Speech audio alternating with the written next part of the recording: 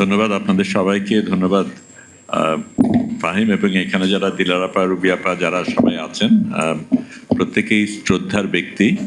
আমি যেই কথাটা হলো সেটা দিয়েই শুরু করি, কারণ আধিপত্যের ব্যাপার এটা তো বলা হয়েছে, পরিষ্কারভাবে বলা হয়েছে যে সার্বভৌমত্বর ক্ষেত্রে সকলের সমান হওয়ার দরকার। সমান তো না, সমান অবশ্যই না, কারণ আমাদের পৃথিবীতে ইসরায়েল যেই কাজ করে পার পেয়ে যায়, অন্য কোনো দেশ সেই কাজ করে পার পেয়ে যায় না। এটা আলাদাভাবে প্রমাণ করার কোনো প্রয়োজন নেই, আপনারা প্রত্যেকে দেখেছেন। এবং আমরা ফ্লোটিলায় যখন গিয়েছিলাম, আমি একমাত্র বাংলাদেশ থেকে গিয়েছিলাম, কিন্তু আরও দুজন বাংলাদেশি উদ্ভূত ব্যক্তি গিয়েছিলেন পরে এবং আগে। আমি এটাও জানিয়ে রাখি যে আমরা কিন্তু 14 তারিখে ফ্লোটিলার উপর একটা প্রদর্শনী করছি এবং এই ওনরা লন্ডন ইউকে থেকে আসবেন, আমাদের ফ্লোটিলার অভিজ্ঞতা নিয়ে বলবেন। আমি এখানে সেটা নিয়ে বলবো না, কারণ এটা সেটা জায়গা না, কিন্তু আপনাদের জানিয়ে রাখলাম। আমি কেন গিয়েছিলাম সেটা যদি বলি, তাহলে সেটা থেকে এটার একটা সূত্র হতে পাওয়া যাবে। কারণ এই অন্যায়টা যে হচ্ছে এটা আমরা প্রত্যেকে জানতাম, কিন্তু যারা অন্যায়টা করছে তারা এতই শক্তিশালী যে অন্যায় করা সত্ত্বেও, প্রকাশ্যে অন্যায় করা সত্ত্বেও তারা পার পেয়ে যায়।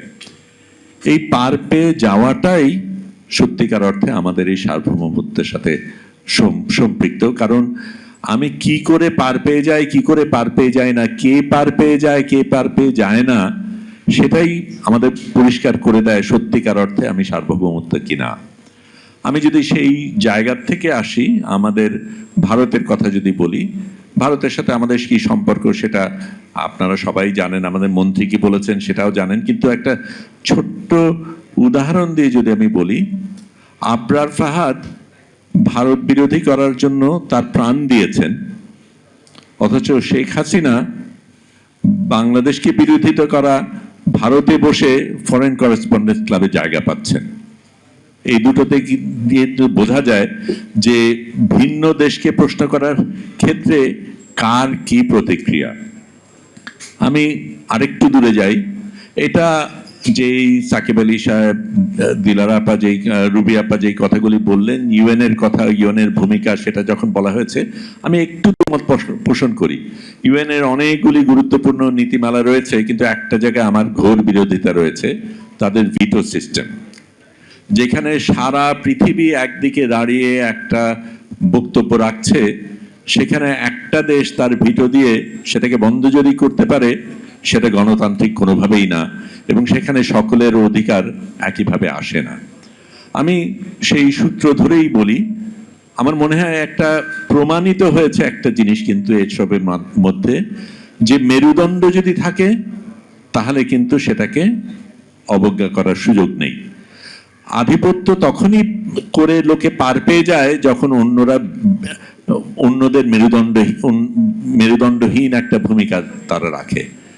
যে কোনো একটা জায়গায় মেরুদণ্ড সোজা রেখে যদি আপনি দাঁড়াতে পারেন, সেটার কিন্তু একটা ভিন্ন প্রক্রিয়া রয়েছে, এবং সেটার খুব সরাসরি প্রমাণ ইরান। আমরা আপনাদের কথা জানি না, কিন্তু আমি নিজে মনে করেছিলাম এই ইরান যুদ্ধে আমেরিকার মতন একটা দেশ ইরানকে ধূলিসাৎ করে ফেলবে। ইরান কিভাবে প্রতিহত করেছে, কিভাবে দাঁড়িয়ে থেকেছে, এবং এখন ইরানের কারণে সারা পৃথিবী যেভাবে সাড়া দিচ্ছে এবং যেভাবে তাদের নীতি বদলাতে হচ্ছে, সেটা দিয়ে খুব পরিষ্কার বোঝানো যায় যে ওই মেরুদণ্ড থাকাটাই একটা বিশাল শক্তি। এবং এই মেরুদণ্ড ইরানের ছিল শুধু না, আমাদেরও ছিল। জুলাই তখনই হয়েছে, সেই কারণেই হয়েছে আবু সাইদের মতন ব্যক্তি, অন্যান্যরা যারা সেখানে বন্দুকের সামনে বুক পেতে দাঁড়াতে রাজি ছিল, সেই প্রতিবাদ করতে রাজি ছিল। কিছু কিছু ব্যক্তি সেই ভূমিকা রেখেছিল বলে আমরা আজকে ভিন্ন একটা বাংলাদেশের স্বপ্ন দেখতে পাচ্ছি। কিন্তু এই ভিন্ন বাংলাদেশ তখনই আমরা পাবো যদি বাংলাদেশের চরিত্র বদলায়।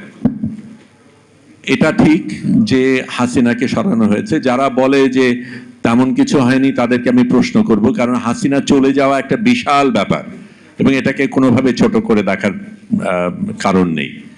কিন্তু সেই হাসিনা চলে যাওয়ার কারণে যে সুযোগটা তৈরি হয়েছে সেটাকে আমরা কতটা কাজে লাগিয়েছি সেই প্রশ্ন অবশ্যই আছে, আমাদের প্রত্যেকের ক্ষেত্রেই আছে। এবং সেই কারণেই আমি বলছি যে সরকার বদল বা সরকারের নেতৃত্বকে দিচ্ছে সেই বদলের চাইতেও রাজনৈতিক সংস্কৃতিতে বদল হয়েছে কিনা সেই জিনিসটা ভাবাটা বেশি গুরুত্বপূর্ণ। নিপীড়করা কেন পার পেয়ে যায়? লোকে ভয় পায়, সেটা আমি গ্রহণ করি, ভয় পাওয়ার যুক্তি রয়েছে। কিন্তু এই ভয় পাওয়ার ফলটা কি হয় একটা পর্যায়ে? কিছু কিছু ক্ষেত্রে আমরা মনে করি কি হবে, এটা করে তো লাভ কি, কত, আমরা হতাশ হয়ে যাই। এবং হতাশ হওয়ার কারণে কিছু কিছু ক্ষেত্রে আমরা নিজেদের সংকুচিত করে ফেলি।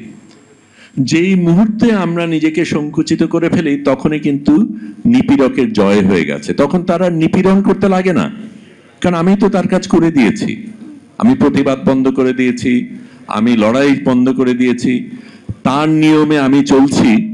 কাজেই একটা অলিখিতভাবে তার দমনটাকে নর্মালাইজ করে ফেলা হয়, সেটাই হয়ে যায় স্বাভাবিক।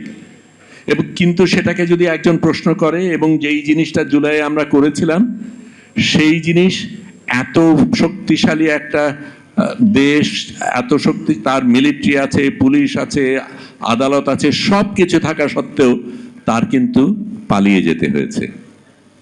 এবং এর সাথে ছোট্ট করে বলি, শেখ হাসিনা তার বক্তব্যে বলেছিলেন তিনি দেশে ফিরে আসতে চান, দেশের মানুষের কাছে ফিরে আসতে চান। তাই যদি তিনি চাইতেন তাহলে তার লেজ গুটিয়ে হেলিকপ্টারে করে পালিয়ে যাওয়ার কোনো প্রয়োজন ছিল না, উনি দেশেই থাকতেন, মোকাবেলা করতেন। সেটা তো তিনি করেননি।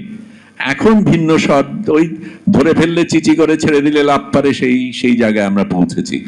কিন্তু আমি তার মধ্যে যাচ্ছি না এবং এটা ছোট্ট করব। আমি মনে করি সত্যি আজকে যেই জিনিসটা আপনারা দেখছেন, যেই মানুষগুলি জড়ো হয়েছেন, তারা প্রত্যেকেই নিজের মতন করে বিভিন্নভাবে এই সংগ্রামে যুক্ত ছিলেন। তাদের প্রত্যেকের কোনো না কোনোভাবে অবদান ছিল আজকে আমরা যেই জায়গায় আসতে পেরেছি। সেই মানুষগুলি আজকে এখানে এই আলোচনায় এসছে কি কারণে? কারণ তারা শঙ্কিত, তারা মনে করে বাংলাদেশ যেই যে জায়গায় যাওয়ার সম্ভাবনা ছিল সেই জায়গায় যাচ্ছে হয়তো না। যেই আধিপত্যের কথা আমরা বলেছিলাম, ভিন্ন আধিপত্য আসছে কিনা, যেই চুক্তিগুলি হচ্ছে সেগুলি কার সাথে হচ্ছে, যেই চুক্তিগুলির কথা আমরা জানি না সেগুলির মধ্যে কি আছে, এগুলি নিয়ে আমাদের প্রশ্ন করা দরকার। আমি এগুলির কোনো ব্যাপারেই বিশেষজ্ঞ নই, আমি আমার জায়গাতে শুধু বলি লড়াই আমাদের করতেই হবে। এবং এটাও বলি, আমি কিন্তু অন্যদের কথা জানি না, আমি কিন্তু এখানে সরকারের বিরোধিতা করতে আসিনি। আমি সরকারকে আমার সরকার মনে করি, এবং যেহেতু আমার সরকার মনে করি এই সরকার শক্তিশালীভাবে মেরুদণ্ড সোজা রেখে সারা পৃথিবীতে ওইভাবে দাঁড়িয়ে থাকবে, মোকাবেলা করব। আমি এই সরকারের গর্ব করব, এই দেশের গর্ব করব, সেই জায়গায় আমি যেতে চাই।